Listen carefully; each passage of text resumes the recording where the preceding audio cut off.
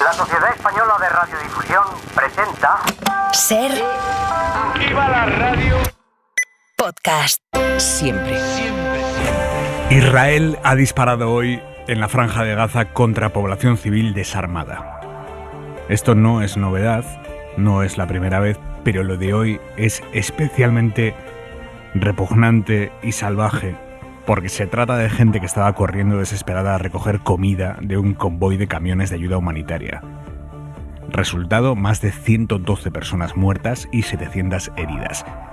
Israel ha reconocido que sus soldados han disparado, ha reconocido los hechos, pero a su manera. Dice que los militares han abierto fuego cuando han sentido que estaban en peligro, pero que la mayoría de las muertes y los heridos han sido por empujones, pisotones y atropellos de vehículos del convoy. ¿Qué peligro a evitar a balazos puede suponer para el ejército de Israel cientos de personas recogiendo comida de camiones? ¿Qué justifica disparar contra ciudadanos desarmados? ¿Qué objetivo militar para acabar con Hamás es una muchedumbre llena de madres y padres buscando alimento para ellos y para sus hijos? ¿También les van a negar a los gazatíes el derecho a la desesperación? ¿El derecho a intentar comer? Mañana Israel seguirá masacrando al pueblo palestino delante de toda la comunidad internacional y Biden, quizá el único con capacidad real para detener esto, pues Biden volverá a comerse un helado mientras habla de un deseo de alto el fuego como si la cosa no fuera con él.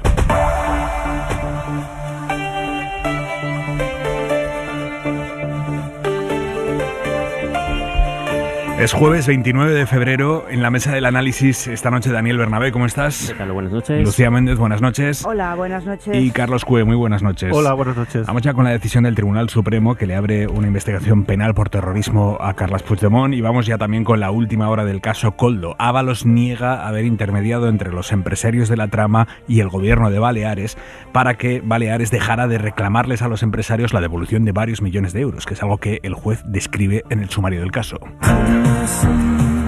Javois, buenas noches. Aymar, ¿cómo estás? Buenas noches. Dice Ábalos que eso es una conjetura muy fantasiosa. Es que empezamos a entrar en un territorio que a mí me gusta mucho porque es cuando se empiezan a escribir de verdad las grandes columnas.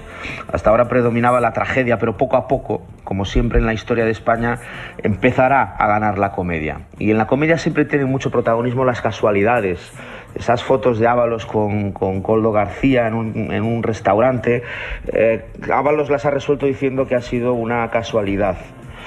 Y nos cuenta que fue justo ese día a comer a la misma marisquería en la que Koldo García estaba también ese mediodía con sus chanchullos, con la gente que se benefició de los contratos. Bueno, a mí las marisquerías, Aymar, me gustan mucho, yo soy gallego, las fundamos nosotros, tuvimos que enseñar a la gente cómo se comía cada cosa y cobrarlo, claro, pero a las marisquerías se van ocasiones especiales porque ir todos los días es de horteras. Ir todos los días a una marisquería es para que el camarero, en vez de servirte, llame directamente a anticorrupción. Es decir, para coincidir en la misma marisquería un día laborable con un colega, o el colega y tú estáis abusando de la marisquería, o Dios tira muy bien los dados. El 10 de enero, cuando se produjo ese encuentro, fue miércoles. Días antes terminaron las fiestas de Navidad, unas fechas tradicionalmente marisqueras. La gente que trabaja en Madrid y volvía de sus lugares, estaba el lunes 8 sacándose todavía los últimos restos de nécora de la boca.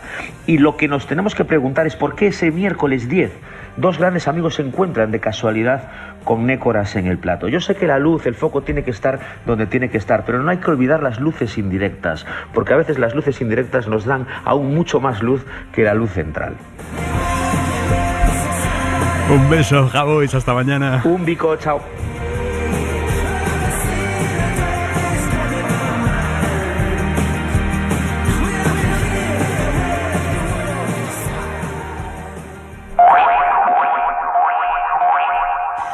Ábalos niega haber intermediado en favor de la trama Koldo. El juez plantea en el sumario que los miembros de la trama recurrieron al exministro Ábalos para que éste intercediera ante el gobierno de Baleares y que el gobierno de Baleares no les hiciera devolver a los empresarios el dinero que le estaban reclamando por unas mascarillas que no cumplían los requisitos. Es un poco lioso, pero se entiende bien. El gobierno de Baleares compró en 2020 a la empresa de la trama mascarillas teóricamente FFP2 por más de 3 millones de euros. Cuando llegaron esas mascarillas, el gobierno balear dijo, bien, pero no son FFP2. Las metió en un almacén, porque eran mascarillas destinadas a sanitarios, claro, a un sanitario no le podía dar unas quirúrgicas, las metió en un almacén y 3 años después, a principios de 2023, inició el proceso para reclamarles a esos empresarios el dinero por lo que consideraban que había sido un engaño. El gobierno de Armengol empezó los trámites para reclamar ese dinero, pero hubo cambio de gobierno en Baleares a mediados de 2023. Pasó a gobernar el Partido Popular. Y el Partido Popular, el equipo de Margar Pons, siguió con el proceso para exigirle a la empresa que devolviera el dinero. Los empresarios, que obviamente no querían devolver la pasta, querían que Baleares desistiera de esa reclamación. Según el sumario, intentaron que Ábalos mediara. Esto fue hace un par de meses, pero claro, hace un par de meses en Baleares ya gobernaba el PP. Parece un poco extraño que Ábalos tuviera mano con un gobierno del PP, pero oye, esto es lo que pone en el sumario. Miguel Ángel Campos. Por primera vez es el propio juez Ismael Moreno quien escribe negro sobre blanco en un auto que José Luis Ábalos habría actuado como intermediario de la trama para intentar solucionar la reclamación de 2,6 millones de baleares sobre las mascarillas defectuosas vendidas por la organización. Dice el juez que el 10 de enero pasado Ábalos se reunió con Koldo durante 1 hora y 5 minutos en la marisquería La Chalana y que el objetivo sería que mediara para impedir que Baleares hiciera efectiva la reclamación millonaria. El juez habla de 2 intermediarios, Ábalos y de Jacobo Pombo, un empresario vinculado a la derecha. Y del contenido de las conversaciones se deduce que Ábalos y Pombo, o tal vez solo uno de los dos, consiguieron el objetivo de influir en el gobierno balear del PP para hacer descarrilar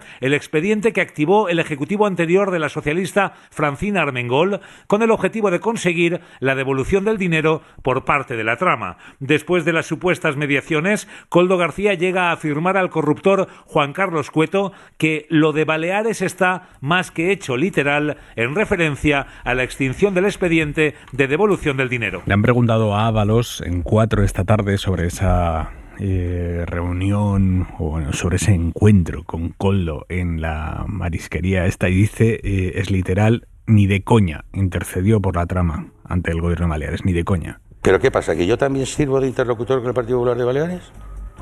¿Tanta capacidad tengo? Mucha fantasía es, ¿no? ¿Intercediste o no intercediste por esta trama delante del gobierno de Baleares? Ni de coña. Ni antes, ni después, ni durante, ni nunca. Nunca. Y desde luego es que me parece, ya te digo, fantasía que yo tenga esa capacidad para interlocutar con el Partido Popular. Lo que se ha reconocido, no le quedaba otra tampoco. Hay una foto, la pública del mundo, así que no le quedaba otra que reconocer que el 10 de enero se vio con Koldo García en esa marisquería. Hace poco más de un mes se vio, cuando los miembros de la trama ya sabían que les estaban investigando. Según Ábalos, no es que quedaran allí, es que coincidieron. Sí, he tenido que ver la agenda y es verdad que yo estuve el 10 de enero. No traté nada con él. Yo tenía una cena con otra persona a la que no voy a fastidiar. Qué casualidad también, ¿no? Pues es que este iba mucho. Por lo que veo, iba mucho. Es que te lo juro, no recuerdo que hablara de nada sustancial. No tengo ningún tema pendiente, como para acordarme. Siempre es bueno reencontrarse con amigos y sobre todo cuando son muy buenos amigos, según lo que describe el sumario. David Junquera, buenas noches. Buenas noches. Lo suyo no se limitaba a la relación jefe-subordinado. Lo de Ábalos y Koldo, según la UCO, trascendía lo laboral. Los agentes llegan a esa conclusión tras analizar los viajes del exministro. Los informes detallan que asesor y asesorado coincidieron en alojamientos turísticos de Ourense, Benicàssim, Almería o Palma entre 2018 y 2019. En alguno de los hoteles, Koldo García se alojó al mismo tiempo que la familia de Ábalos. Para reforzar la relación entre ambos, la Guardia Civil recuerda que los García, padre, madre e hija, estuvieron empadronados en un piso del ahora diputado del Grupo Mixto. Después de las ventas de mascarillas, el patrimonio del exescolta se disparó. Pasó de los 440.000 euros al 1,5 millones. Tras ese subidón, que incluía la compra de varios inmuebles, Koldo García y los suyos tomaron una decisión llamativa. Hicieron testamento. De todas maneras, más allá de esta relación Ábalos-Koldo, hay otra relación que interesa más que incluso a los investigadores ahora mismo, que es la de Víctor Aldama con Ábalos y con su entorno. Víctor Aldama, empresario, presidente del Zamora, es un personaje fundamental en esta trama del que seguro vamos a hablar mucho en las próximas semanas. Juega un papel necesario para la adjudicación de estos contratos bajo sospecha. ¿Qué relación tenía con Ábalos este señor? Que, por cierto, trabajaba también como externo para Air Europa. Bueno, pues el exministro ha reconocido que despachaba habitualmente con de Aldama sobre la compañía aérea y su rescate público. Barro por todas partes, Junquera. No sé si barro, pero algo sucio tuvo que olfatear Hacienda cuando empezó a hacerle requerimientos a De Aldama. El empresario llevaba varios años sin presentar la declaración de la renta, pero tras el pelotazo de las mascarillas no se privó de darse caprichos. Entre mayo y agosto de 2020 compró a nombre de sus empresas un Ferrari y también un Porsche 911 Turbo azul metalizado con capota roja. Entre ambos se dejó unos 500.000 euros, y eso que ya tenía un Audi A8 y un Range Rover de lujo. Además de numerosos inmuebles, el empresario también contaba con una pasta en acciones, más de 200.000 euros. Cuando la ONIF empezó a curiosear en su patrimonio, De Aldama cruzó la raya, la frontera con Portugal. Constituyó allí hasta 7 sociedades para distribuir en ellas sus bienes. De Aldama tenía mano con Globalia, la matriz de Air Europa. Firmó un contrato de asesoría con ellos por 10.000 euros al mes. Además, alcanzó un acuerdo por valor de 5 millones que cobraría si conseguía recuperar cerca de 200 que la compañía tenía retenidos en Venezuela. No hay constancia de que lo consiguiera. Lo que sí consiguió fue entrar en el Ministerio de Transportes, donde gozó hasta de un pase especial para acceder de forma rápida. Se arrimó a Ábalos y Koldo gracias a su relación con Globalia, pero los investigadores sospechan que la puerta se la habría abierto su hermano, Rubén de Aldama, que habría trabajado un tiempo como escolta del ministro, según la UCO. Hay una última derivada del sumario, es una derivada a la que el PSOE se ha agarrado hoy como ha podido. Koldo García presumió en una conversación, presumió de haber contactado con Miguel Tellado. Miguel Tellado es el portavoz parlamentario del PP en el Congreso, y presumió también de haber contactado con un tal Alberto para una reunión precisamente en ese contexto de intentar que el PP balear no le reclamara dinero. Tanto Tellado como Núñez Feijóo niegan cualquier contacto, cualquier reunión que, por cierto, la Guardia Civil dice que tampoco puede constatar que se produjera. Campos. Como Baleares había cambiado de gobierno, la trama de las mascarillas también trata de acercarse al Partido Popular, según el sumario. El juez narra que el pasado 2 de diciembre, Koldo le dice a Juan Carlos Cueto, el corruptor de la trama, que había quedado con el portavoz del PP, Miguel Tellado, y con un tal Alberto al día siguiente. No añade más el juez sobre el mencionado Alberto, ni apellidos, ni filiación, ni tampoco expone el resultado de aquellas supuestas reuniones. El PP niega cualquier reunión, niega cualquier implicación en la trama. De hecho, en el PP lo que sospechan es que todo esto fue una maniobra de Koldo, de quien fuera, cuando ya sabían que estaban siendo investigados, y cogieron el teléfono y empezaron a dar nombres para que pareciera que se reunían con todos y disipar así las sospechas de que tenían solo el mejunje con el PSOE. El PSOE, en cualquier caso, se aferra a ese Alberto y pide explicaciones al Partido Popular. Josué Coello, buenas noches. ¿Qué tal? Buenas noches. Avanza la investigación y avanzan las acusaciones mutuas entre PP y PSOE. Feijóo, sin pruebas, pone el foco en Sánchez. Estoy convencido que el señor Sánchez conocía lo que estaba ocurriendo y lo tapó. Al menos en 6 ocasiones fue informado. Y María Jesús Montero y Pilar Alegría exigen explicaciones por las últimas informaciones. Partido Popular tiene que dar muchas explicaciones de por qué el nombre del señor Tellado figura ahí y, en su caso, quién es un tal Alberto. Tanto el señor Tellado como el señor Feijóo tienen muchas explicaciones que dar. Acusaciones que Alberto Núñez Feijóo y Miguel Tellado niegan. ¿Es usted el Alberto que sale? Evidentemente, no. Yo no me he reunido nunca con ningún miembro de la trama. Mientras Cuca Gamarra tira de ironía para defenderlos. Se habla del día 10 de enero a las 10. Estaba transcurriendo un pleno en el Senado. Ante los ojos de todo el grupo parlamentario socialista, y era señor Tellado quien estaba ahí y el resto de la dirección del Partido Popular. Y les puedo garantizar que gemelos no tenemos. Y ante las acusaciones del Partido Popular, fuentes del entorno de Francina Armengol niegan cualquier trato con Ábalos para comprar mascarillas cuando era presidenta de Baleares. Por cierto, hablando de las mascarillas y Baleares, publican esta noche El Mundo y El Confidencial una derivada que no es menor, y es que el Servicio de Salud de Baleares firmó un papel diciendo que la empresa de las mascarillas se las había suministrado de manera satisfactoria, cuando ya sabían que no era verdad.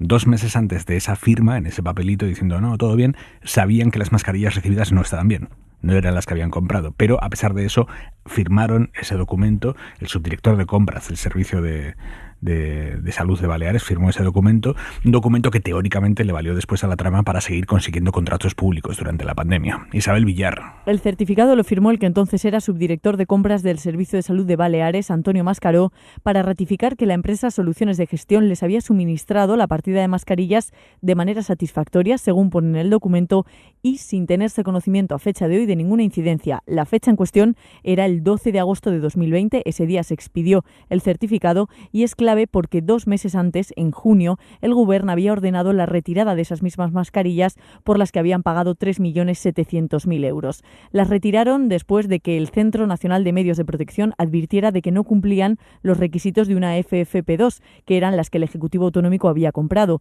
Cuando recibieron ese informe, desde el Gobierno retiraron las mascarillas de los centros sanitarios y las guardaron en un almacén. Aún así, 2 meses después, en agosto, se expidió este certificado avalando el suministro de la empresa, un certificado que, según cuentan El Mundo y El Confidencial, los responsables de la sociedad de gestión usaron como una carta de recomendación, una especie de aval para seguir consiguiendo contratos públicos. Gracias, Isabel. Siempre que estalla un caso de corrupción, llega este momento, es un momento bastante inicial en el que de repente hay lodo por todas partes, cuesta mucho entender, hace falta que pase el tiempo y que cojamos perspectiva, incluso un poco de altura, para saber exactamente qué está sucediendo, qué es importante y qué es accesorio. Estamos ahora mismo en el momento en el que el lodo arrasa con todo, pero vamos a intentar esta noche empezar a coger un poquito de altura para ver qué está pasando, qué consecuencias políticas puede tener.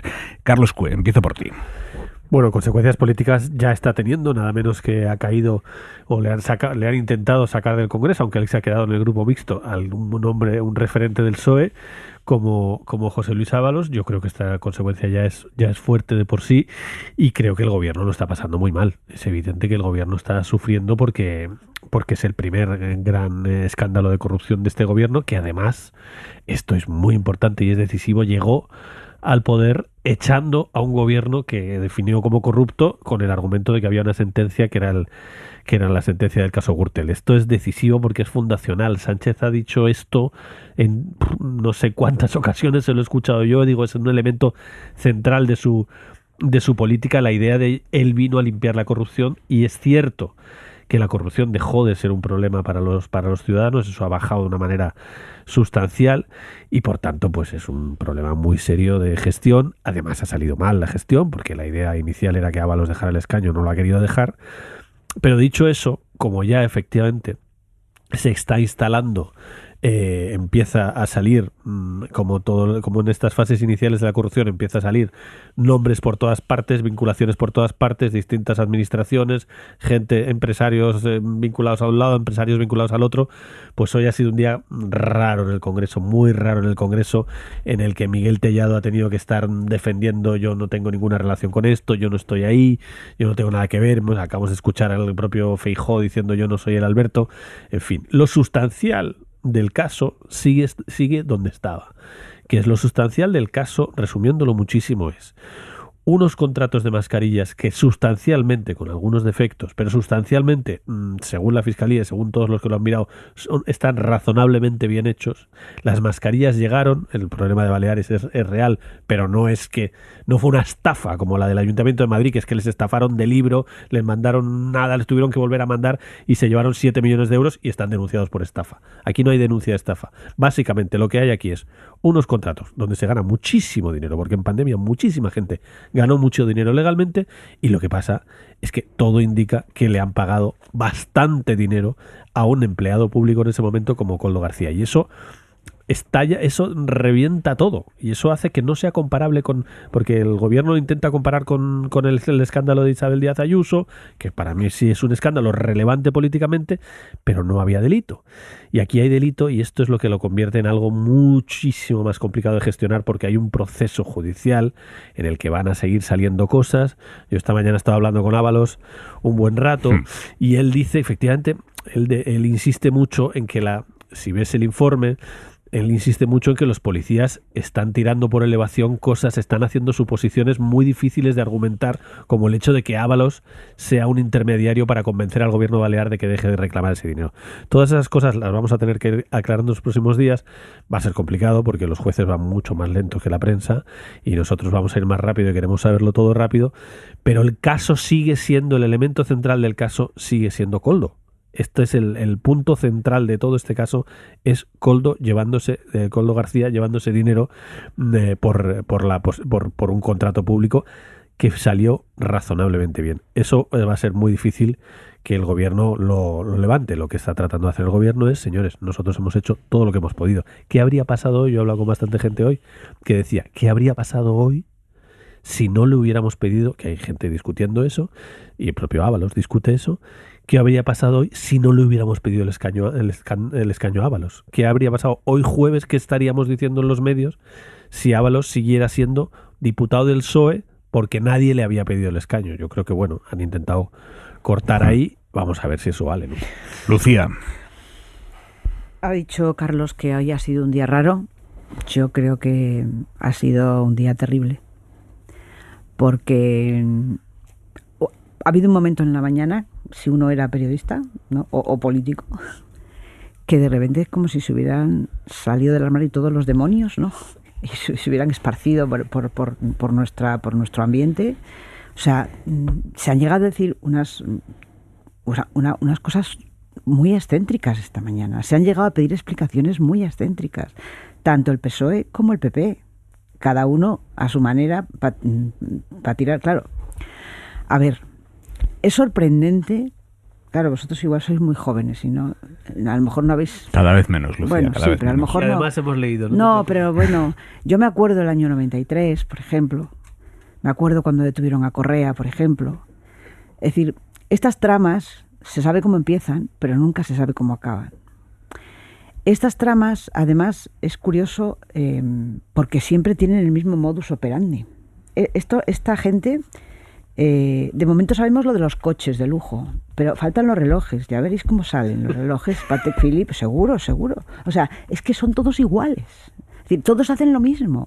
Se aprovechan de uno que está en el poder para hacer negocios en momentos decisivos. O sea, esta trama se parece bastante a otras tramas que hemos vivido, que han afectado al Partido Popular. Entonces, con la diferencia, perdona Lucía, que en este caso hay un enriquecimiento de una persona en concreto y en el caso del Partido Popular había una financiación ilegal de la estructura. Bueno, sí. Y por no hablar solo del PP, si buscamos a casos como el caso Filecha en su día, por eso, claro. Las dimensiones, desde luego con el caso Gürtel, las dimensiones no me refiero se parecen ni me refiero a la dimensión. Incluso grandes escándalos del PSOE. No me refiero a la dimensión, me refiero a lo que el ciudadano percibe de la personalidad de las personas que están implicadas en la trama. Pero que no es lo mismo, como decía. Yo no digo que sea lo mismo. Estoy hablando de financiación ilegal. Estoy hablando. Que un tío que se corrompe. Estoy hablando, Carlos, de la personalidad de la gente que está implicada y que forma parte de la trama. Siempre son los mismos. La gente lo que aprecia es exactamente lo mismo. Con la particularidad de que nos creíamos que estábamos vacunados, no contra la pandemia, no contra el COVID, que estábamos vacunados contra este tipo de corrupciones, porque ya hubo un 15M, ya hubo un 2... Bueno, en fin, esto me parece que es bastante triste a efectos de país y a efectos de política. Yo creo que hoy ha sido un día muy triste. Hoy es 29 de febrero, año bisiesto, pues en fin, no digo más, pero hoy ha sido un día fatal. Cumpleaños del presidente del gobierno. Sí, eso no también. Digo que ha sido un día fatal para el crédito de la política ante los ciudadanos. O sea, esto fuera de toda duda. Yo creo que lo que se ha evidenciado hoy, y no me voy a meter en el asunto jurídico porque no estoy preparada para eso, lo que se ha evidenciado hoy con la foto del señor Ábalos y el informe de la Guardia Civil y las conclusiones del juez, es que el señor Ábalos no dijo la verdad. Él dijo, en este sumario yo no figuro. Es que ni me nombran. Oiga, perdone, pues hay una foto y bastantes cosas que le nombran que no sabemos todavía cuál es el resultado. O sea que él, en esta tournée que hizo por los medios de comunicación ese día, que por cierto le salió de maravilla porque se metió en el bote a muchísimos periodistas y a mucha gente de su partido y tal, que dijo, pobre hombre, que es una víctima. Bueno, en fin, yo creo que el señor Ábalos no dijo verdad, porque él cuando estaba allí ya sabía que eso se estaba investigando. El Koldo ya sabía que se estaba investigando. De hecho, lo que tú has comentado, que puede ser que hablara de estos del PP para tal, esto no es el primero que lo hace, O sea, yo quiero recordar que Ignacio González, el que fue vicepresidente de Esperanza Aguirre, que también sabía que estaba siendo grabado, hizo algo parecido. Es decir, que no sería raro esto, ¿no? Que hablen de Miguel Tellado, y, en fin, que esto no va a ningún sitio. O sea, el señor Ábalos hoy no tiene, digamos, hoy los hechos y las comprobaciones fácticas le han dado la razón a la ejecutiva del Partido Socialista cuando le pide el escaño. Así de claro. Y hoy ya, en fin, ha empezado a divagar en sus explicaciones. Ahora vamos a escuchar porque ha tenido un momento con el... Claro, se ha puesto a llorar. Sí. Se ha puesto a llorar. Bernabé, tu primer análisis. A ver, la responsabilidad política de Ábalos es cada vez más clara y más rotunda. Porque lo que aquí estamos viendo en el sumario de este caso es las investigaciones, como poco a poco no se trató solo de un momento, de una ocasión, de un contrato, sino que es un reguero, evidentemente, por diferentes administraciones públicas, algo extendido en el tiempo, donde efectivamente los implicados aprovecharon la cercanía al asesor Koldo García para obtener una serie de contratos de manera ventajosa y de ahí sacar mordidas, ¿de acuerdo? Evidentemente, Ábalos no puede asumir, como el otro día hizo, el poco más que no sabía nada. Lo que supiera o no supiera, evidentemente, esto ocurrió en un periodo largo de tiempo, y la responsabilidad política de alguien que ha sido ministro y alguien que ha tenido un papel fundamental dentro del PSOE era conocer qué hacían sus subordinados. Y si lo conoció, mal, pero si no lo conoció, igual de mal, porque tenía que estar atento a lo que sucedía en un momento, además, de extrema gravedad como fue la pandemia. Evidentemente esto será un proceso largo donde poco a poco podremos ver las responsabilidades asociadas penales al mismo. ¿Cuál es el problema? Pues el problema es que esto tiene una derivada política, dos derivadas políticas, evidentemente. La primera es que yo al gobierno le veo notablemente, no voy a decir sonado, pero sí con un golpe en el estómago importante. No puede agarrarse únicamente a que el acusado del caso utilizara algún tipo de estratagema, conociendo que ya le estaban escuchando, y aprovechar eso, ¿no? Pues para intentar derivar alguno de los focos hacia el PP. El gobierno debe asumir lo que ha sucedido y debe explicarlo de una forma diáfana, y debe asumir el error y el fallo que ha cometido, efectivamente. ¿Por qué? Porque la otra derivada, que el PP, claramente la derecha tiene una ansiedad tremenda por tirar a este gobierno, está utilizando una táctica que es fundamentalmente la de extender este caso mediante todo tipo de conjeturas a cualquier individuo que en algún momento haya tenido alguna relación completamente circunstancial con el tal Koldo. Evidentemente ha habido un momento hoy que, entre informaciones y acusaciones políticas, estaba de una u otra forma acusado mediáticamente hasta el apuntador. Y luego todo eso, evidentemente, va a quedar en nada porque no conduce hacia ninguna parte. No es que tuvo una reunión en tal sitio, se habló de no sé qué, bueno, pero esa reunión exactamente de qué trató, qué acusación hay penal sobre esa reunión y qué se obtuvo económicamente de esa reunión. Nada. Entonces lo que tienes es un titular llamativo, pero no tienes, evidentemente, una acusación de ningún tipo. La gran diferencia entre este caso de corrupción y otros que hemos asistido en España es que, evidentemente, es como si estuviéramos hablando, según las acusaciones de la derecha, de que el propio Sánchez, el propio gobierno, el propio Partido Socialista hubiera aprovechado la pandemia para enriquecerse, para financiarse o para obtener dinero de estos contratos, que es, estirando mucho la metáfora, lo que pudimos ver en Gürtel. Al final, lo que vamos a ver aquí es una estrategia que yo voy a poner la duda de que al PP tarde o temprano esto le acabe saliendo bien. Porque tirar tanto y situar el foco en la corrupción, un partido que ha estado tan íntimamente relacionado con la misma, va a suponer volver a situar en la escena pública todos los casos de corrupción que ya ha habido. Y esto, no sé, al medio plazo, cómo le va a salir al PP. Sobre todo esto es lo que pasó ayer en la sesión de control, que efectivamente fue una sesión de control muy dura para el gobierno porque está viviendo ese momento duro y eso es indiscutible. El desgaste del gobierno, es el que lo niegue, creo que no tiene ojos en la cara. Pero es verdad que en la segunda parte de la sesión, que normalmente tiene menos foco y menos estamos mirando menos, pero es que estaban todos los ministros, empezaron algunos ministros, Pilar Alegría en particular, a recordar el reguero de ministros, no asesores del ministro, ministros del PP en la cárcel. Koldo García ni siquiera está en la cárcel, está evidentemente detenido, le detuvieron y está, en fin, tiene acusaciones graves encima de la mesa. Pero ministros condenados a varios años de cárcel del PP, empezó a enumerarlos y es una cosa significativa que, en fin, uno ya se acaba olvidando, pero cuando te lo ponen todo junto, esto en su día hubo una comparecencia muy famosa de Aznar contra Felipe González, cuando enumera todos los escándalos de los últimos años 90 y cuando los pones todos juntos, pues es muy escandaloso. Cuando pones todos juntos los del PP y los casos, incluso hasta los nombres, que lo hemos hecho alguna vez, la cantidad de nombres de casos policiales, en fin, yo creo que ahí es verdad que hoy no, porque el gobierno está tocado y está en un momento de mucho agobio, pero eso efectivamente a medio plazo, ese debate yo creo que el PP no lo puede ganar. Pues yo no iría por ahí. El debate de la corrupción yo creo que no lo va a jugar nadie quiere jugar a eso, pero el debate de la corrupción el PP no lo puede ganar. No lo puede ganar a medio plazo. Perdonadme, es totalmente imposible. Yo creo que es un error, claramente, comparar corrupción con corrupción. Y creo que el Partido Popular, que ha tenido, como todos decís, muchísimos, el Partido Popular ha pagado ya su culpa. Ha pagado. Los que han pagado por la cárcel han estado en la cárcel.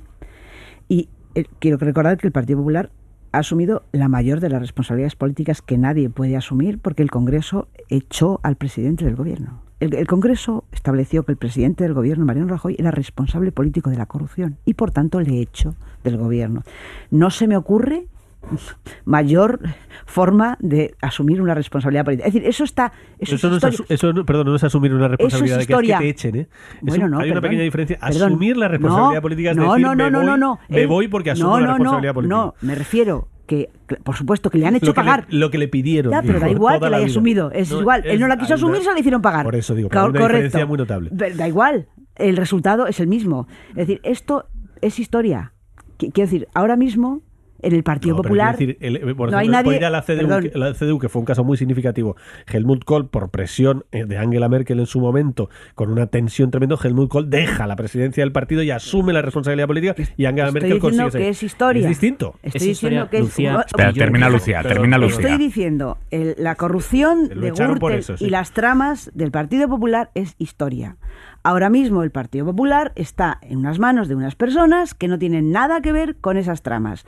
Entonces, que el Partido Socialista, en un momento, como decís los dos, de graves dificultades, porque además el señor Ábalos ha creado una crisis interna gorda, porque es que además ha señalado a Santos Cerdán, a su sucesor, ha dicho, no, si yo soy responsable, Santos Cerdán también. Es decir, que hay una crisis interna derivada de este asunto, que no solamente estamos con la trama de corrupción, es que hay una crisis dentro del Partido Socialista muy importante por esto. Entonces, todo esto mezclado.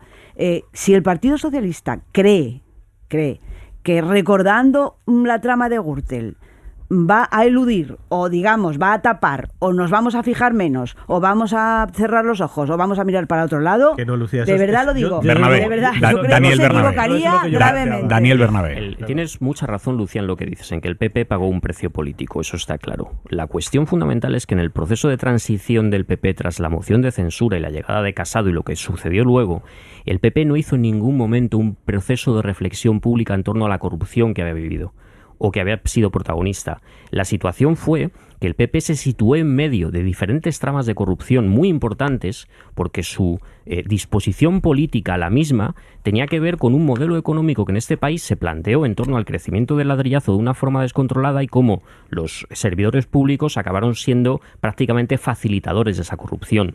La cuestión es que no... ¿A qué corrupción te refieres? Pues fundamentalmente ¿al sistema económico? A toda la que hubo en la Comunidad de Madrid y en Valencia y en todo el territorio nacional, en torno a varias tramas que tuvieron que ver con el enriquecimiento directo del Partido Popular y de algunos de sus líderes y de una financiación del partido a través de ese dinero que llegaba. Recuerdo lo que pasó en el 93 con el PSOE, es que no luego, por ejemplo, a nada esto. Con ese mismo partido, cómo intentó tapar esos casos de corrupción, llevando adelante, como hemos visto en la Kitchen, una serie de maniobras completamente ilegales para destruir información. Es el mismo, sí. No ha habido Son diferentes Le piden 15 cuestiones. años de cárcel. Claro, la cuestión es que eso no está cerrado realmente. ¿Pero cómo que no está cerrado? No está cerrado realmente porque, primero, pues con faltan juicios que juzga el caso y Kitchen, segundo, por ejemplo, no ha habido una reflexión política. De todas maneras, señores, perdonad, pero es que al partido al que le ha aflorado ahora en caso de corrupción es al Partido Socialista. Estamos aquí haciendo todos memoria, pero en este momento el que tiene un problema político de primer nivel es el Partido Socialista Obrero Español. Que no podemos decir, que no podemos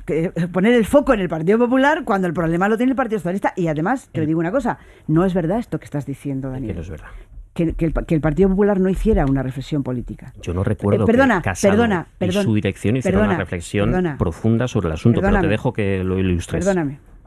El Partido Popular perdió el gobierno y luego Mariano Rajoy perdió su Congreso.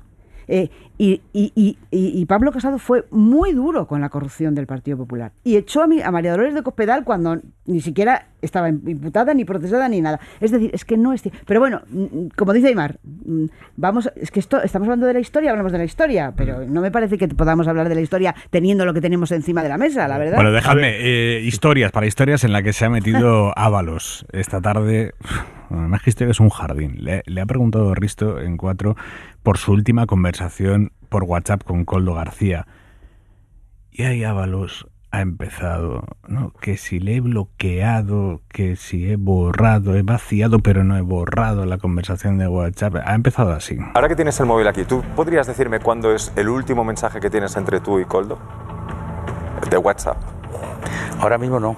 No te lo podría. Si quieres te lo dejo y lo miras. No, yo... No, porque lo bloqueé. ¿Lo bloqueaste? Sí. ¿Cuándo lo bloqueaste? La detención. ¿Y cuándo es el último mensaje que tienes suyo? ¿Eso sí que lo puedes mirar? ¿Sí? Claro, aunque lo tengas bloqueado. No, lo quité todo. Bueno, vamos a Susana y lo miramos también, porque eso yo creo que es un dato interesante también, ¿sabes? No, pero Risto, vamos a ver, que ya parece que nos estamos metiendo en la investigación, ya me lo dirá quien tenga que decir. Estamos rebajando mucho. ¿Cuál es el problema?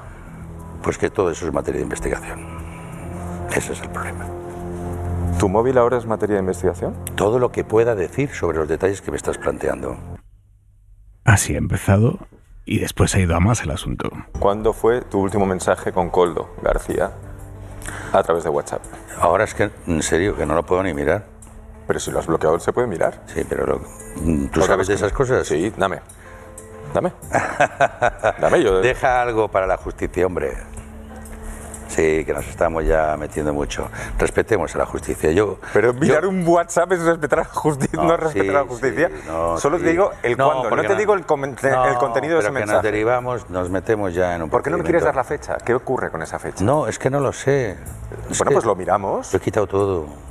¿Lo has borrado? Todo, claro. Y ¿Has borrado esa conversación? Yo creo que sí. ¿Has borrado? O sea, un momento. Me estás hablando de respetar la justicia y lo primero que has hecho ha sido borrar una conversación de WhatsApp con Koldo García.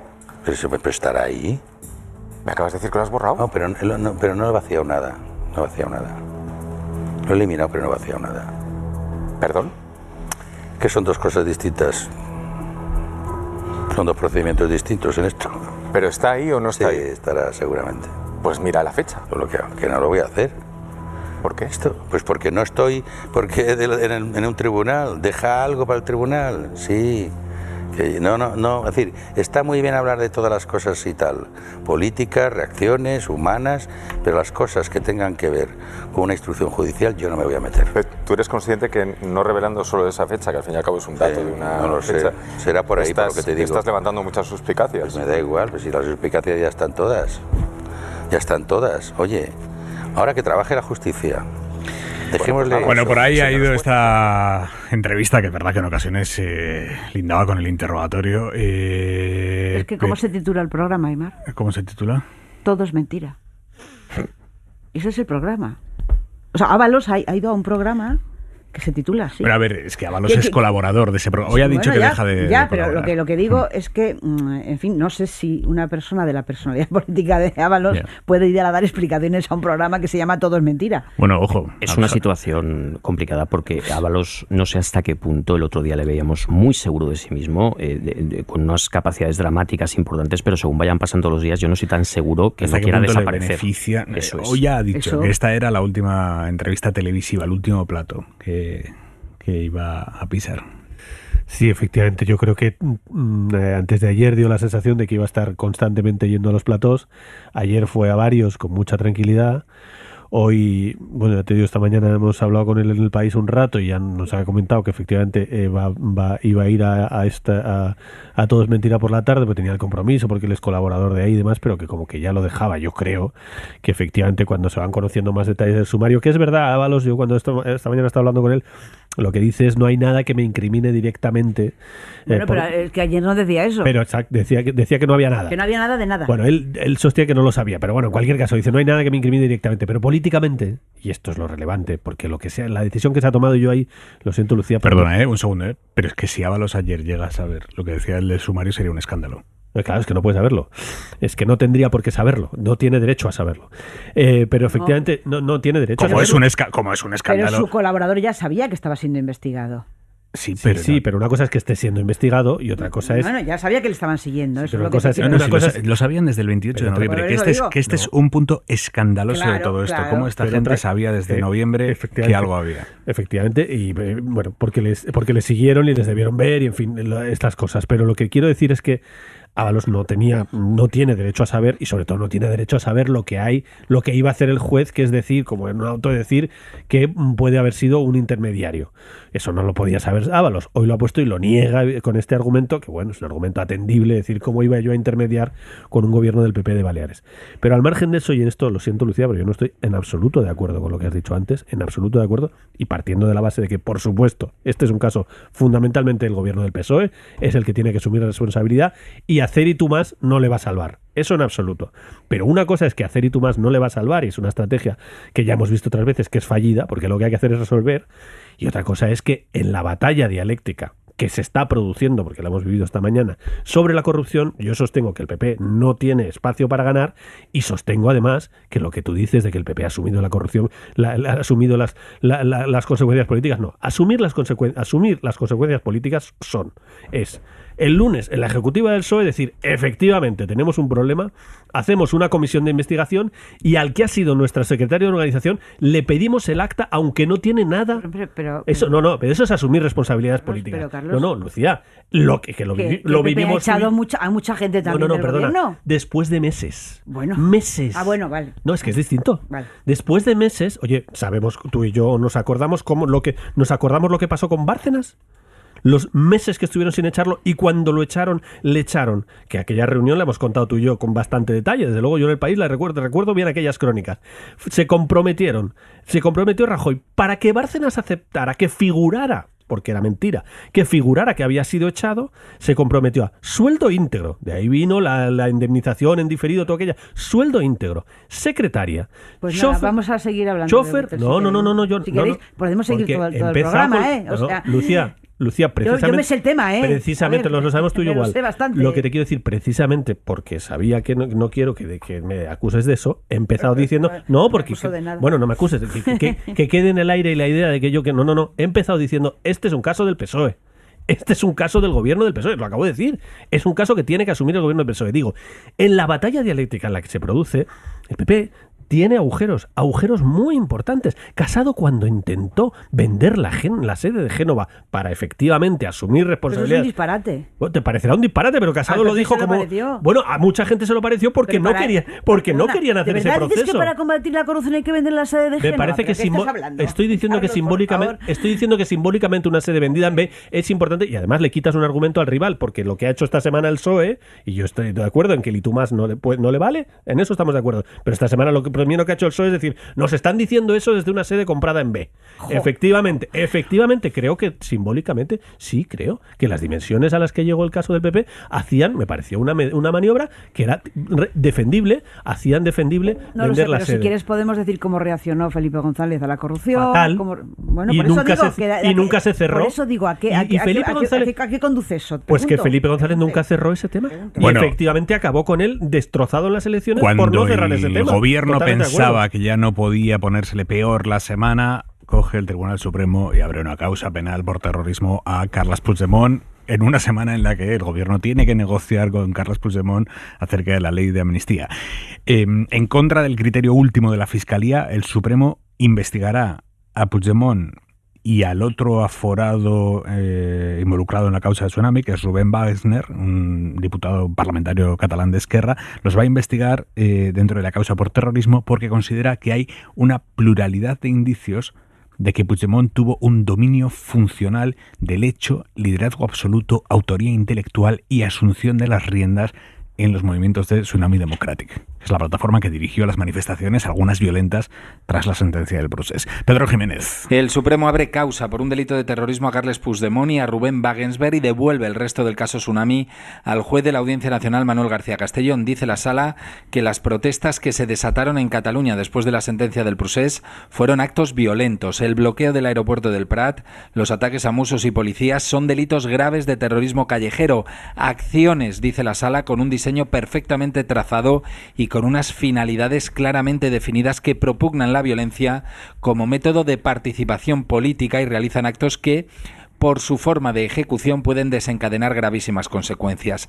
Y el hombre que estaba detrás era Carles Puigdemont, según los magistrados. Existen una pluralidad de indicios que le sitúan como autor mediato, la persona que domina la ejecución del hecho, sirviéndose de todo un aparato de poder, de organización que funciona desde la cúpula, donde se diseña, planifica y se dan las órdenes delictivas. Puigdemont fue el líder absoluto de esas protestas, según el alto tribunal, y Wagensberg, una de las personas que redactaba los comunicados oficiales de Tsunami. Los jueces entran de lleno en el debate sobre si lo de Tsunami se puede considerar terrorismo o no. Dicen, y leo literal, la afirmación que aflora en algunos políticos y medios de comunicación que solo las acciones de ETA o de la yihad merecen ser tratados como terrorismo es incompatible con la definición actual de terrorismo en el Código Penal.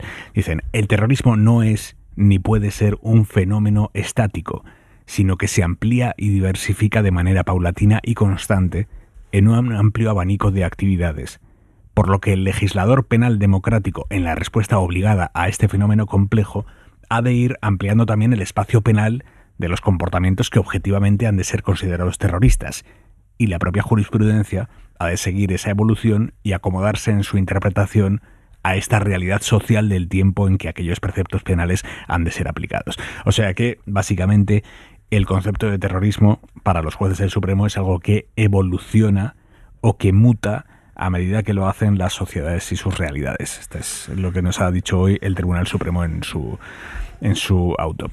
Esta decisión es obviamente una pésima noticia para Puigdemont. Lo es también, por cierto, para la cúpula de la Fiscalía, porque deja en una posición muy delicada a la teniente fiscal del Supremo, que es la número 2 del fiscal general del Estado, porque esta fiscal insistió en que no había que investigar a Puigdemont en el Supremo y que no había indicios de terrorismo, y lo hizo a pesar de que una amplísima mayoría de los fiscales decía que sí.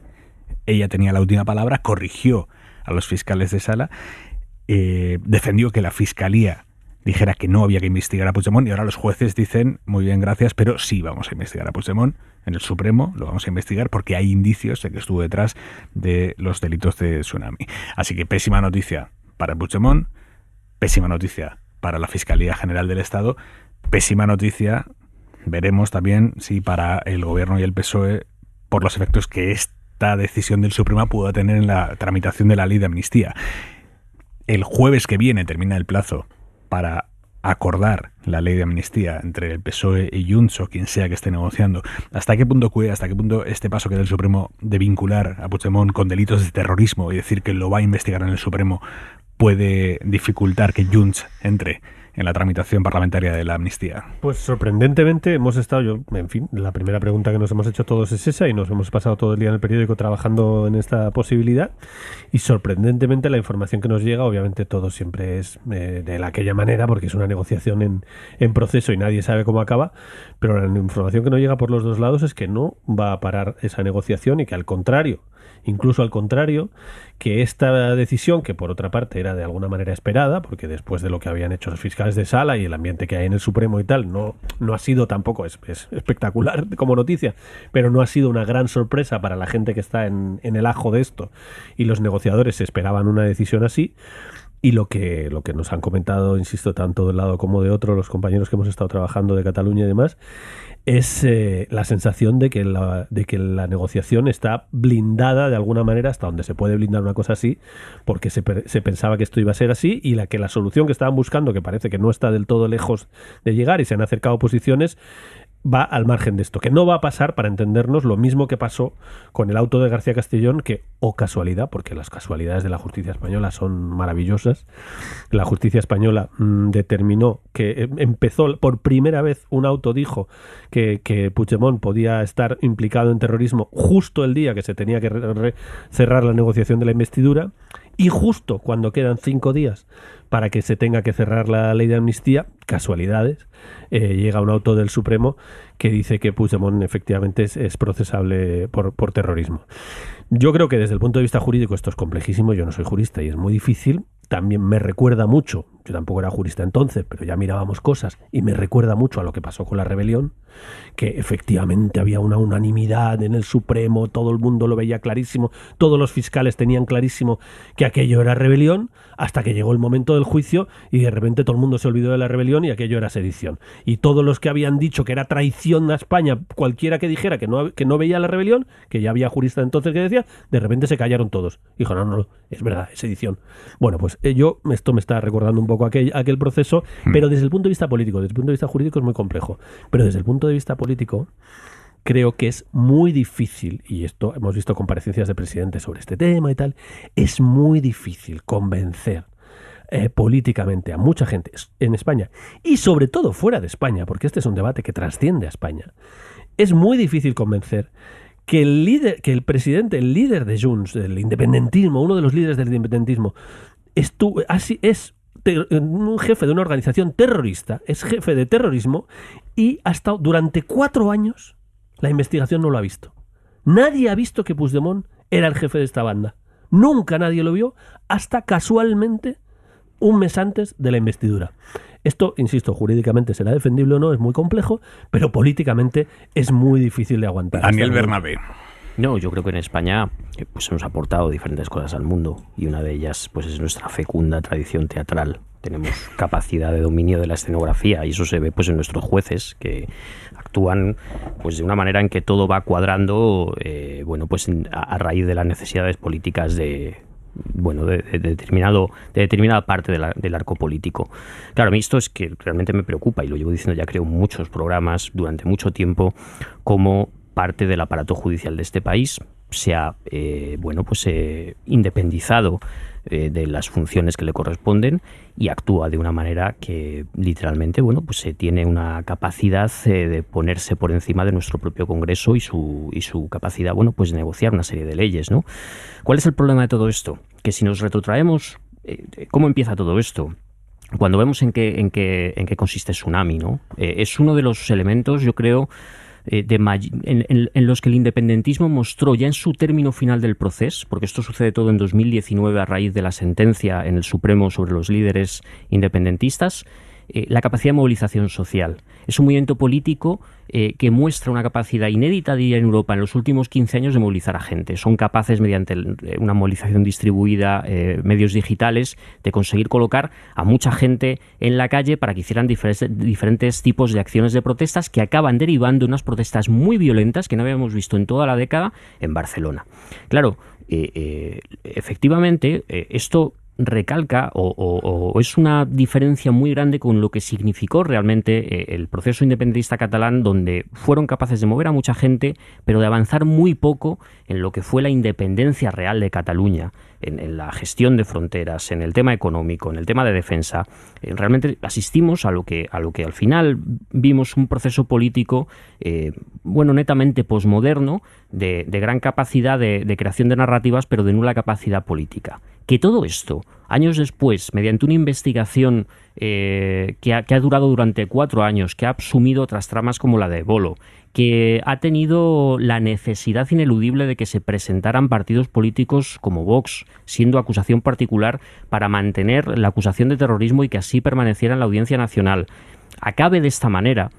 Hay un momento en el que deberíamos evidentemente cuestionarnos cuál es, por un lado, cuando se cambió el artículo 570 y pico de la ley del Código Penal, y esto que ha abierto evidentemente para que se pueda juzgar por terrorismo algo que evidentemente no lo fue.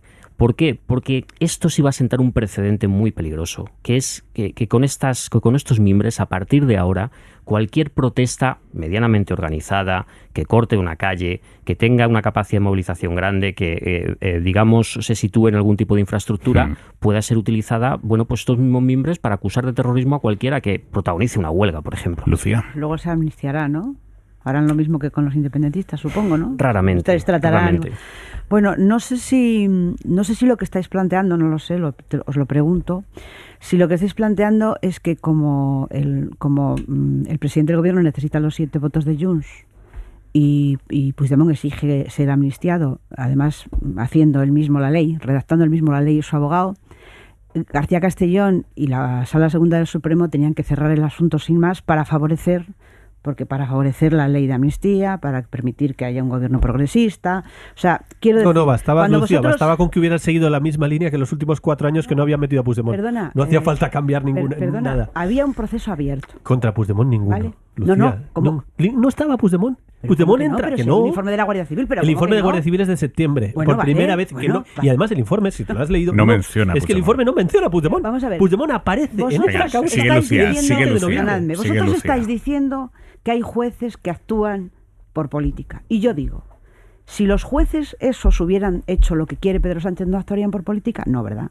Perdón, hubieran actuado fenomenal. Hubieran actuado fenomenal. Bueno, yo digo yo creo que eso es mínimo discutible. Creo que aquí hay un Estado de Derecho y creo que esto empieza con un acuerdo que firma Junts y el Partido Socialista, en el que se dice que el proceso por el que se condenó y se juzgó a las personas que violaron la ley, no es que hicieran unas manifestaciones, es que fueron políticos que violaron la ley y la Constitución. Y los tribunales les condenaron. Les condenaron a los que pudieron porque hay uno que se escapó, que ahora es el protagonista, que está redactando su propia ley de amnistía. En ese documento lo que se hace es, de alguna manera, deslegitimar ese proceso. ¿No es verdad? Bien, sí es verdad. ¿Dónde? En el documento de Lawfare y del... Lawfare no habla de la sentencia, no habla en ningún momento Lawfare. Léete. Me lo he leído, te lo puedo sacar ahora mismo y no se refiere en absoluto a la sentencia del Carlos, no puedes negar de ninguna manera, de verdad, que el PSOE ha asumido ahí el relato de Junts. No lo puedes negar, porque ese relato está ahí. Lucía, ese acuerdo fue el que disparó, en mi opinión, el enfado de unos jueces que hicieron un proceso que no fue político. Es que el señor Puigdemont está diciendo que ese proceso fue político y que en España no se respetan los derechos humanos. O sea, que no dice el gobierno, ni el PSOE, ni Sumar, no es verdad. Ya, bueno, bien, estupendo, sí, pero es que el que va a ser amnistiado es él y el que está haciendo la ley es él. Lo que digo, ya me callo. Lo que digo es que el hecho de que los jueces sigan, digamos, haciendo su trabajo, algunos lo interpretan como vosotros, como una obstrucción al gobierno progresista de Pedro Sánchez, y yo lo interpreto de otra manera. Creo que el Estado de Derecho funciona. Y creo que además, por ejemplo, no le da la razón al Partido Popular cuando dice que Pedro Sánchez controla todo el Estado y que hay una dictadura. No, es mentira. El Estado de Derecho funciona. Precisamente funciona porque los jueces hacen su trabajo y el Parlamento hace su trabajo. Perdón, otra cosa. Sí, la ley, el Código Penal y la legislación le da la posibilidad a los jueces de administrar la amnistía según ellos creen que debe serlo, tienen que hacerlo. Es su obligación.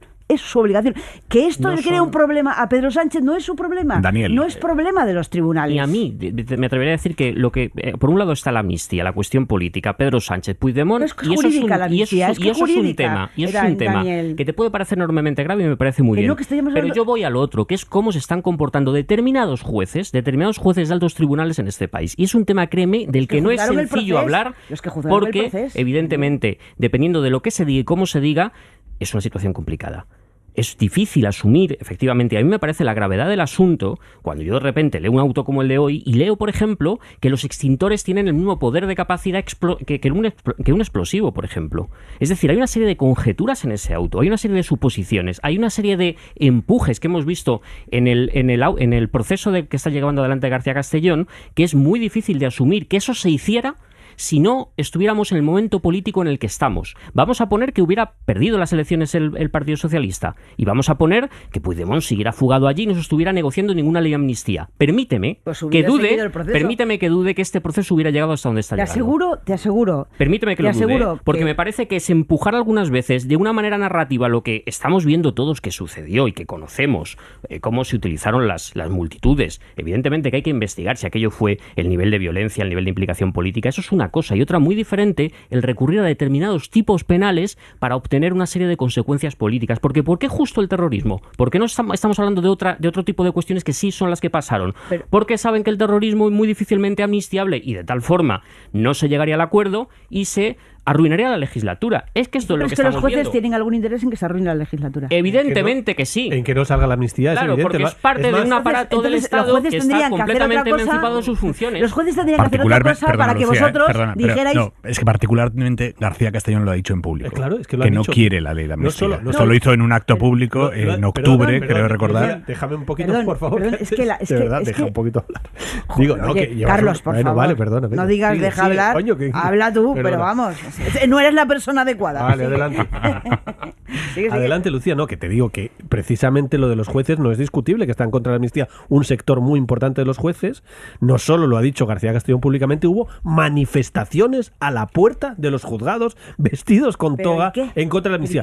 Bueno, te parecerá bien o mal, pero que los jueces... Pero si has preguntado tú en voz alta, Carlos, Lucía, si creéis que los jueces quieren cargarse la amnistía, pues sí. Lo único que estoy diciendo es que este asunto es tan complicado jurídicamente que la propia ley de amnistía da la posibilidad a los jueces de aplicarla, porque son ellos los que tienen que aplicarla. Pero por tanto, cualquier ley de amnistía del planeta. Por tanto, es de una ingenuidad pasmosa por parte del gobierno pensar que esta ley de amnistía, la que va a amnistiar al señor Puigdemont, iba a ser asumida y aplicada por el Estado de Derecho según los criterios que el gobierno tiene. No, los jueces, y eso legal, esto es legal, esto es legal.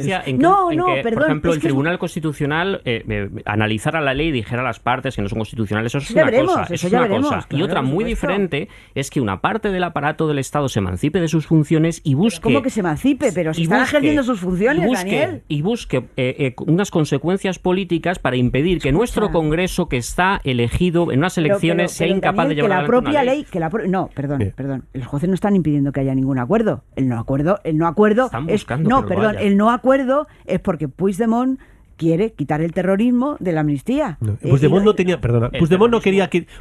tenía ningún interés en quitar el terrorismo de la amnistía. De hecho, cuando se hizo el pacto no se quitaba, no estaba en eso, porque lo único que cambia las cosas es que García Castellón intenta meter a Puigdemont en el terrorismo. Es el Tribunal Supremo, y ahora es el Tribunal Supremo, efectivamente, y eso es lo que hace. Lo que está contando Bernabé hay un detalle muy evidente, hay una enmienda. Esto no había pasado nunca, y no pasa en ningún país de Europa. Porque nunca había ido una amnistía como esta, Carlos. Pero es que da igual el tamaño. Los amnistiados están haciendo su ley. Esto es un disparate. Pero escúchame, pero eso es política. ¿Pero cómo va a ser política eso, hombre? Decía, déjame terminar un argumento, y si no es imposible. Digo, eso es una discusión política perfectamente legítima. Corto en 30 segundos, tenga quien tenga la palabra. Perfectamente legítima la discusión política, pero los jueces no pueden intervenir en el proceso legislativo. Lucía, si no estamos de acuerdo en eso... Los jueces van a intervenir en la aplicación de la ley de amnistía, no en el proceso García Castellón intervino en el proceso legislativo desde el punto en que... Déjame terminar el argumento, si no es imposible entenderlo. Desde el punto y hora en que cuando hubo una enmienda, al día siguiente de la enmienda, hizo un auto diciendo, ojo, que yo esta enmienda no la aplico. Es que eso, si eso no es intervenir en el proceso legislativo, ¿qué es? Seguimos en Hora 25. La ropa para mañana, Jordi Carbó, buenas noches. Buenas noches, pues empezamos destacando los sitios donde mejor abrigarse preparándose para la lluvia. De hecho, esperamos la próxima noche y hasta bien entrada la madrugada chubascos en Aragón y sobre todo en Cataluña. Algunos en el sur pueden ser intensos, en la misma ciudad de Barcelona. Avanzada la madrugada y hasta mañana por la mañana, en Baleares también algunas tormentas descargarán con intensidad. Después estos chubascos desaparecerán. En cambio, empezará a llover a partir de la mañana en Galicia y a lo largo de la tarde esta lluvia se extenderá por todo el Cantábrico. A última hora alcanzará los Pirineos, donde entre mañana a última hora y el sábado se espera una nevada intensa y en cotas un poco bajas. En el conjunto del país, mañana más sol que nubes, frío a primeras horas. Durante la tarde, como ha pasado hoy, al sol el ambiente será agradable, pero eso sí, con el viento fuerte que matiza esta sensación, dando lugar a más frío. Hasta mañana, Jordi. Adiós. Nuestras democracias se enfrentan a tres problemas de gran envergadura. Esto, por un lado, la desconfianza en el sistema político creciente, por otro lado, la polarización creciente también, y por último, la desinformación creciente también. Así que vamos a un escenario fantástico, precioso.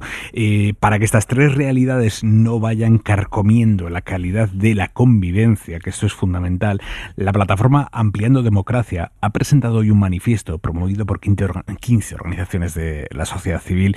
Elsa Arnaiz, buenas noches. Buenas noches. Es presidenta de Talento para el Futuro, es una de las entidades que impulsan este manifiesto. ¿Qué piden exactamente? ¿Qué plantean? Bueno, pues pedimos 7 puntos, dentro de los cuales hay muchos anexos y subtemáticas, pero principalmente lo que queremos es que haya más representatividad, más transparencia, más rendición de cuentas, más acercamiento y tener una democracia realmente representativa y cercana a la ciudadanía para que esos riesgos de los que hablabas al principio pues no acaben sucediendo. Y realmente lo que pedimos no es ciencia ficción, son cosas que ya están sucediendo en otros países, que la OCDE o la Unión Europea ya saben que se pueden poner en práctica, que ya hemos puesto en práctica, de hecho, en algunos niveles más bajos, ¿no?, del Estado español. El problema es que a nivel nacional pues no estamos realizándolo, pero a nivel de comunidades autónomas sí que vemos estos ejemplos de una democracia más directa, más representativa y sobre todo más cercana a la ciudadanía. Hay cuestiones concretas que plantean, por ejemplo, el que se denuncian que se exija aquí 500.000 de firmas para presentar una iniciativa legislativa popular, que es algo que no ocurre en otros países. Si fuéramos menos exigentes con ese requisito, ¿no correríamos el riesgo de que pudieran llevarse al Congreso propuestas que no fueran representativas, precisamente? Bueno, por supuesto que tienes que poner un baremo, ¿no? Y luego no solo es la cuestión de llegar al Congreso de los Diputados. 500.000 firmas es 5 veces más de lo que se pide en el Parlamento Europeo. Y al Parlamento Europeo creo que llegan cosas bastante representativas y sensatas, ¿no? Entonces yo creo que reducir, aunque sea un poquito, ¿no?, ese baremo, que ya es muy, muy, muy difícil. Pensemos que si yo dedico el mismo tiempo que dedico a colectar 500.000 firmas a €1 cada persona, tendría $500.000 en la cuenta, ¿no? Entonces, si pedimos 200.000 firmas, por ejemplo, 250.000 firmas, que ya sería la mitad, ¿no? No hay que dejar de olvidar, ¿no?, que después de eso hay muchos más filtros, no simplemente la gente se va a poner a proponer cosas por proponerlas, ¿no? La idea es que si la democracia es de todos, ¿no?, y queremos que realmente sea, ¿no?, que sea amplia, que llegue a toda la ciudadanía, pues no podemos poner las cosas tan difíciles, sobre todo cuando en otros países o en el propio Parlamento Europeo, que representa muchas más personas que en España, el baremo sea menor. Ustedes proponen mejorar los procedimientos de consulta pública en proyectos normativos. Han constatado que hay un interés ciudadano por tener un mayor protagonismo, pero es cierto que después, en los casos concretos donde se han aplicado estas consultas públicas, tampoco conocemos un caso de éxito rotundo. Claro, no hay casos de éxito rotundos porque lo que sucede normalmente es que nadie conoce que hay estas consultas públicas, ¿no? Tenemos que empezar a abrirlas. No hay un sistema de alertas. Tú tienes que ser, Einstein para conocer cómo funciona realmente el sistema informático del Estado español para llegar a esos predios de consulta, y no solo eso, sino que a veces igual llegas ahí porque eres una asociación especializada que está muy interesada en participar en un proceso y de un día para otro, de los 15 días que suele haber, pues lo acortan porque sí, ¿no? Entonces, por supuesto, ¿no?, que aquí estamos proponiendo cosas innovadoras, ¿no?, que en España por lo menos no se han hecho y que puede que igual abramos los procesos y la gente no esté tan interesada, ¿no? Pues pero por eso también proponemos en el último punto de todos que haya una educación ciudadana, una educación democrática, y que empecemos porque los jóvenes y los niños se eduquen en este tipo de formato, en esta democracia más participativa, porque por supuesto de nada sirve abrir todos estos procesos, hacer la democracia más accesible si la ciudadanía no sabe que esto se puede hacer y cómo se puede hacer. Plantean asambleas ciudadanas para apoyar a las administraciones públicas. ¿Qué papel tendrían estas asambleas? ¿Cómo se plantearían? Bueno, pues ya tenemos un ejemplo de Asamblea Ciudadana en España, la Asamblea Ciudadana por el Clima, cuyas recomendaciones han sido tenidas en cuenta, ¿no?, por el Ministerio de Transición Ecológica. La idea es que las administraciones, por mucho que tengan un valor representativo de la sociedad, tengan ese contacto directo, ¿no? Porque muchas veces nos pasa incluso en fundaciones, asociaciones de la sociedad civil, que estamos en un plano superior a la realidad que no es, ¿no?, el del día a día. Entonces, principalmente, estas asambleas ciudadanas lo que vienen a hacer es de dotar de realidad a estas administraciones y, por otro lado, también abrir un poco las puertas y que esa desconfianza que tiene la ciudadanía se vaya reduciendo porque puedan ver realmente cómo funcionan, ¿no? Pero algo muy, muy importante, todo tipo de herramienta, de mecanismo de participación, es que sea una participación, digamos, verdadera, ¿no?, que tenga un sentido, que tenga un impacto y que las administraciones lo tengan en cuenta de verdad, porque si no, de nada nos sirve hacer 4.000 asambleas, procesos consultivos, si las administraciones van a seguir, ¿no?, pasando página de lo que diga la ciudadanía. ¿Y la edad de voto? La edad del voto es un temazo, ¿no? Nosotros proponemos que se reabra el debate, no proponemos directamente, ¿no?, que los jóvenes de 16 años puedan votar y los de 17, sino simplemente decimos, oye, hay que reabrir este debate, porque no puede ser que en España puedas ir directamente a los 16, 17 años a la cárcel, te puedas casar, pero no puedas votar, no puedes decidir sobre el futuro, de tu planeta, ¿no? Porque al fin y al cabo las decisiones que estamos tomando hoy en día con nuestro voto en las elecciones generales, en las elecciones autonómicas, son decisiones en particular, ¿no?, relacionadas con la emergencia climática, que los jóvenes no están teniendo ningún tipo de peso y consideramos, ¿no?, pues que habría que empezar a pensar que igual este voto a los 18 años, si tenemos esas responsabilidades a los 16 y 17, pues oye, vamos a reabrir el debate, ¿no? No estamos directamente diciendo que tiene que ser así y también lo vemos muy necesario que tengan que ser acompañado de esa educación democrática, de esa participación democrática desde el propio colegio, porque si no, no sirve de nada que yo deje a los jóvenes votar a los 16 años si no han tenido esa formación en educación cívica. Elsa Arnaiz, gracias, buenas noches. Muchísimas gracias. ¿Cómo te suena esto, Bernabé? Pues me suena interesante.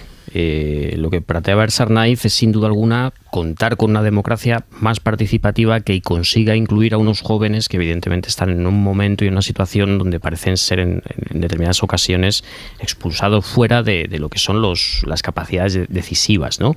Y donde evidentemente estamos viendo como hay un porcentaje mayor de ellos que desconfía directamente de la democracia. Siendo todo esto importantísimo, los procesos de participación, creo que hay otros factores que hay que tener en cuenta.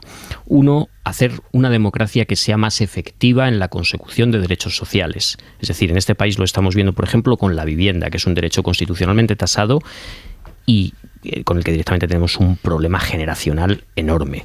Y esto es una cuestión además netamente económica. Pero es que luego hay otra cuestión, que es que vivimos en la era de la suspicacia, donde hay opciones políticas, la ultraderecha, como está fomentando el que haya unos sectores de la población, a través además de nuevos generadores de contenido digital, que directamente desconfían de todo, poniendo en cuestión hasta los elementos más básicos, los consensos más básicos de nuestros sistemas democráticos. Yo creo que ahí están ambos verdaderos peligros, el hacer capaz a la democracia de dar unos niveles de vida razonables y, por otro lado, el que vivimos en un momento donde se minan por debajo pues consensos que nos habían funcionado hasta ahora.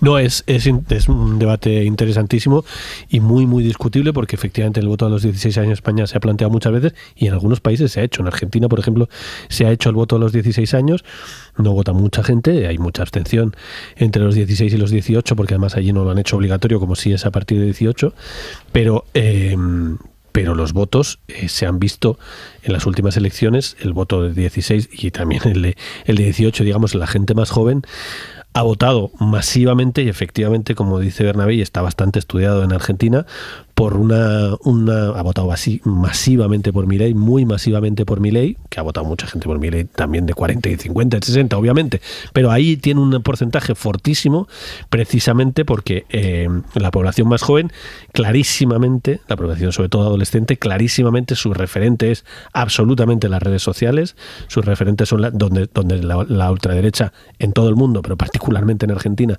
se ha movido de manera impresionante y donde se sienten mucho más representados por determinados tipos de personajes muy cercanos a la ultraderecha, que son totalmente ajenos a cualquier debate más o menos, digamos, establecido normal, de los cauces normales de debate público. Son totalmente ajenos, se declaran antipolíticos, no les importa absolutamente nada del Parlamento, de lo que sucede en los debates más o menos relevantes. Es una decisión muy complicada, y más en un momento como este en el que la política cada vez más, y estamos viendo todas las elecciones, vamos a ver ahora lo que pasa en Estados Unidos, pero hemos visto muchas elecciones en Latinoamérica que se definen en las redes sociales en un mundo muy, muy, muy diferente al que se conoce con las estructuras políticas habituales, con lo cual, bueno, es muy discutible. Lucía. No parece que en España eso tenga mucho predicamento, ¿no? En las últimas elecciones generales perdieron 19 escaños y van camino de perder más, según son los sondeos, ¿no? Es decir, efectivamente es un fenómeno que en algunos países ha aprendido claramente. El primero es Estados Unidos, evidentemente. Y Milei corresponde a eso, correspondía también Bolsonaro, pero yo creo que en España ese movimiento de alguna manera ha querido representarlo Vox y no ha tenido exactamente mucho éxito, ¿no? Quizás somos un país con una sociología distinta, ¿no? Yo no sé cuántos años tenía la chica que has entrevistado, ¿cómo se llama? Elsa Arnaez. Pues yo tampoco. No sé qué años tenía Elsa cuando el 15M. Porque, claro, me ha parecido estar escuchándoles a los chicos del 15M. Bueno, entre los firmantes del manifiesto hay gente que en el 15M ya tenía canas, ¿eh? Bien. Está Daneni Lerarity, Federico Bien. Mayor Zaragoza. Bien, pues es que lo que digo es que los dos grandes eslogans, que había muchos más, pero había dos grandes eslogans que eran: no nos representan, que es lo que ha dicho un poco la representatividad, y democracia real ya. Estos eran, digamos, dos leitmotivs de la gente que ha dicho asambleas ciudadanas, ¿no? Que era exactamente lo que sucedió aquí durante el 15M. El 15M fue un movimiento muy poderoso, muy potente, que tuvo su traducción política y traducción política que ha fracasado estrepitosamente. A mí me parece bien que los jóvenes cada poco den una sacudida. Esa fue una sacudida de la sociedad española, que la sociedad española interiorizó como una sacudida y que en principio apoyó sus reivindicaciones. La sociedad apoyó sus reivindicaciones porque eran reivindicaciones justas. Pero ¿qué es lo que ha dado eso? ¿Qué es lo que ha dado eso a la historia de España? ¿Qué es lo que ha dado? Un fracaso absoluto. No solo un fracaso, es que ha producido que esa protesta ahora mismo se convierta un poco en cinismo, en nihilismo. Es decir, el fracaso ese ha creado una sociedad más nihilista de lo que lo era. A mí me parece bien que haya jóvenes preocupados por eso, pero tenemos que reflexionar sobre lo que nos ha pasado, porque claro, aquí cerramos los capítulos, fracasan, pues no los podemos cerrar. O sea, pero atribuir al 15M, Lucía, el nihilismo de la sociedad, yo no sé hasta qué punto. Perdona, al fracaso.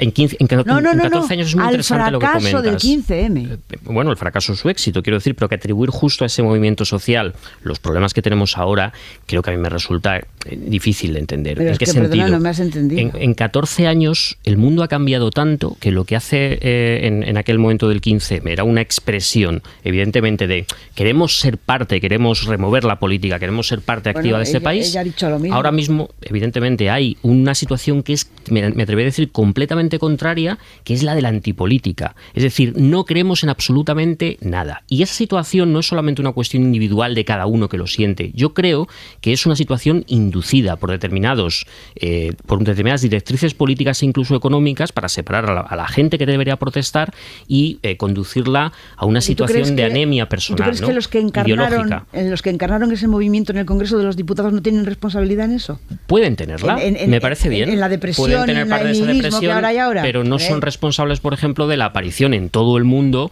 de vectores de destrucción de la democracia y la política, como ha sido la ultraderecha. Pero que, por cierto, España, me atrevería a decir, aunque Vox desaparezca, vamos a poner, la ultraderecha seguirá en este país. Aparte que hay una discusión, se puede hacer una discusión muy profunda sobre esta idea del fracaso del 15M absoluto y radical. Una cosa es que Podemos, que fue uno de los movimientos claros que surgió del 15M, haya tenido el desarrollo que tiene y las dificultades. Ciudadanos no tiene nada que ver con el 15M. Lo siento, Lucía, nada que ver. Yo discrepo. Vamos, yo creo que no tiene absolutamente nada que ver con el 15M. Vamos, surgieron a la vez. Yo creo que de verdad Ciudadanos y el 15M están muy lejos. Las posiciones que vimos en el 15M creo que no tienen absolutamente nada que ver con lo que defendió Ciudadanos, que era un liberalismo clásico, un partido de centro liberal clásico. En cuanto a la regeneración política, sí, Carlos. Y anticorrupción, sí. Pero, en cuanto a la regeneración política, sí. Podemos discutir mucho rato, pero yo sinceramente no creo. Pero digo, en cualquier caso, una cosa es el fracaso, incluso si quieres asumirlo de Ciudadanos, yo no lo asumo como 15M para nada, pero una cosa es el fracaso de Ciudadanos o el fracaso de Podemos y otra cosa es el fracaso del concepto del 15M. El 15M, para empezar, lo que hizo fue meter un montón de gente joven a la política, a la participación, y muchos de esos jóvenes, que eran jóvenes evidentemente hace 15 años, ahora algunos de esos son hasta ministros. O sea, han llegado al poder. Poca broma, eso no es un fracaso, ¿eh? Eso un movimiento que llega al poder, pues que llega al poder. Parece que la juventud de ahora esté muy de acuerdo con lo que está pasando ahora. La siguiente juventud, pero cuando acabamos de oír a una persona que está quejosa precisamente. Que sí, pero si hay mucha, de cómo funciona eso. Faltaría más. Luego si no lo habrán hecho muy bien. Si no estuviéramos quejosos no seríamos democracias, si no seríamos sociedades avanzadas. Pero digo, la idea tal cual, titular, fracaso del 15M, es ampliamente discutible desde el punto de vista de logros sociales, de cambios de paradigma. Oye, no es ninguna casualidad que en un momento de ola de derechas en casi toda Europa resulta que España, con las dificultades que sabemos y con Puigdemont y lo que te dé la gana, pero ha tenido una resistencia al bloque de izquierdas muy superior al que ha tenido en cualquier otro país europeo. Muy superior. En Italia los han arrasado. ¿Qué tiene que ver con lo que estamos hablando? Pues que el 15M algo tenía que ver con la izquierda, ¿o no? ¿Tú crees que nada?